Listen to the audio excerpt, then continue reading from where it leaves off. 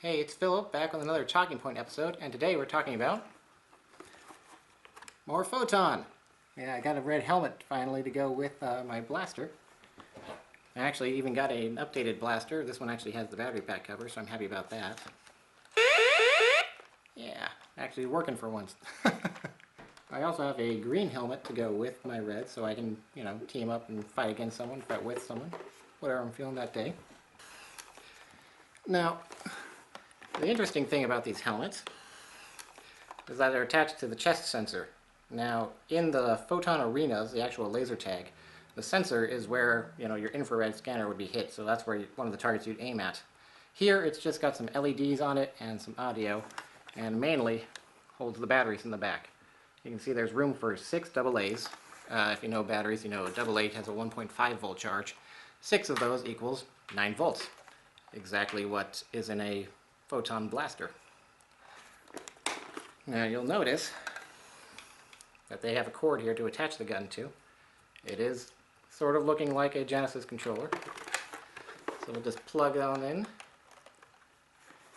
and take a look at that.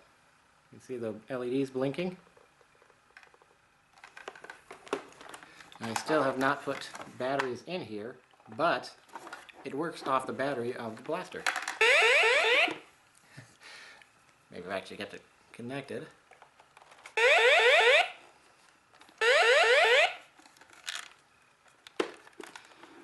And it's a great thing. You don't actually need the AA batteries.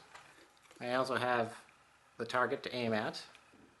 You can see it flashes red when it's hit. There's the ID card here. You fill in your name and your picture. On the back's a little Photonium English dictionary. It's some of the terms and stuff from the show and the laser tag translated into what they actually mean. And this little guidebook. This gives you, aside from the standard laser tag, this has some ideas on some other variants to play. One of which is called Photon. That's pretty much just the basketball game horse. It's just, you have to hit the target with your phaser from an interesting location, and then the second player has to match that. And, you get a letter for everyone you hit or miss. Finally, I think the amusing thing they give you, part of the helmet and blaster set, is this little belt.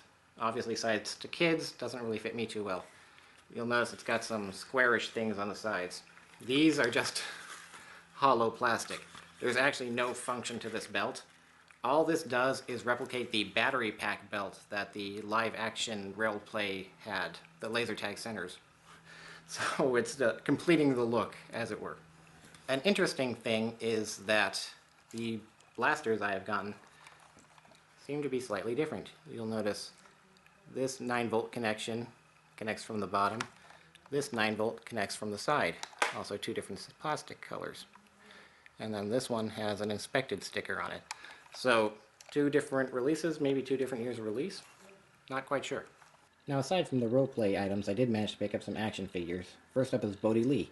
You can see he's actually a pretty tall figure. Here's he is next to a Marvel Legends Captain America for scale. He's kind of clocking around 8 inches tall. I suspect that is to accommodate the 9 volt battery that they house in the back of them. Goes right in there. Not the easiest removal, but there you can see. He comes with a removable helmet, a sheath that wraps around the leg, and sadly there's a dagger that goes in here that I'm missing. Finding parts on these guys is pretty difficult, I've found. Now, they do have working blasters.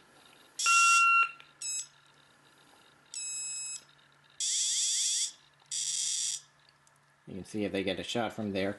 And amazingly, the blasters are compatible with the roleplay items. Now, of course, I keep calling these a blaster. I think the technical term on these is actually a phaser, but, that seems a little too Star Trek for me, so blaster it is. Now, interestingly, as I've been trying to piece these figures together, I've had to buy more than one Bodhi Lee figure, because some came with parts the others didn't. And I noticed there's actually a variation. Here's another Bodhi Lee. You can see he doesn't have any helmet or the strap on the leg. But if we turn him over,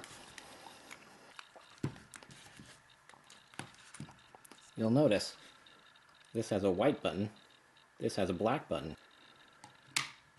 So that was actually very interesting to me. So I opened them up a little bit more and found it was more than just a switch of the button.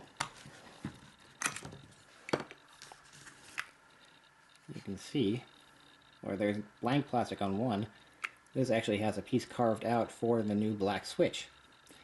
And I assume this is newer, because he has an inspection mark on him, while this one does not. And if you notice, the paint is slightly different as well. Now, Bodhi Lee was sold in a 2-pack with Warrior, one of the aliens. He's the 4-legged armed one who in the show never really used all 4 at once. But I've noticed he has a variation as well.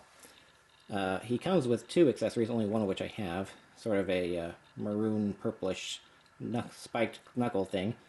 He also has another one that goes on another wrist. It's sort of like 2 blades, with the third in the center. But much like Bodhi Lee,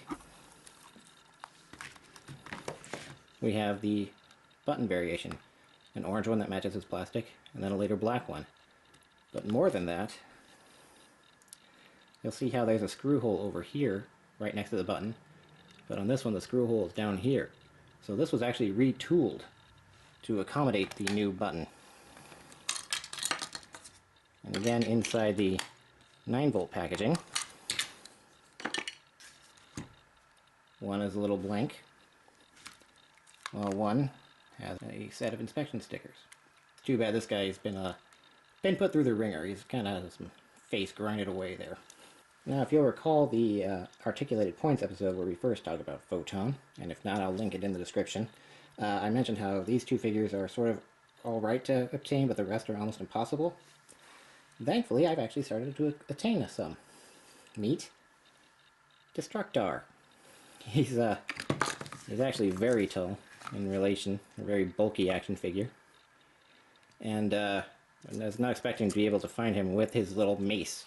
This actually is an accessory he carries around on the show, unlike the dagger or the spiked knuckles and blades. So I did kind of think this necessary to acquire. Sadly, I don't have a battery cover for him, so he's not quite complete. But I did notice something. You'll notice black button and a QC sticker. So does this mean this is a later release? I assume so, but I do think all the individually boxed figures were later releases. However, when I was looking at online pictures of these figures, I noticed something. There are 2 different paint jobs available, and it is very different. It's not just that the brown went away on the pants. You'll notice there's a trim on this coat, but not this one. Some yellow on here, but it's red over here. Even these are different colors. And like side spots on the face. This is an extensively different paint job. He does not have a QC sticker, but he does have the black button. It's very confusing to me how everything would be so different on this. Now, I acquired him from a seller in England, so I don't know if it's an international variant or just an early run change. However, I did look him up in a picture on one of the storybooks I have, and the color scheme they went with is actually this one. So I'm wondering if that might be the more proper color. So there we have it. Here's a look at my growing Photon toy collection. And I'm actually happy to report I have a Leon on the way, so I'm getting there. There's a few more figures for me to track down. Could take a while, but I'm happy to know they are still out there to be found. And that'll do it for this episode. Be sure to like, share, and subscribe, and I'll see you next time. Thanks for watching this episode of Articulated Points. We hope you enjoyed it, and we'd appreciate it if you would like, share, and subscribe. If you'd like to learn more about some of the toys featured in this episode or want to follow us on social media, links are in the description below this video.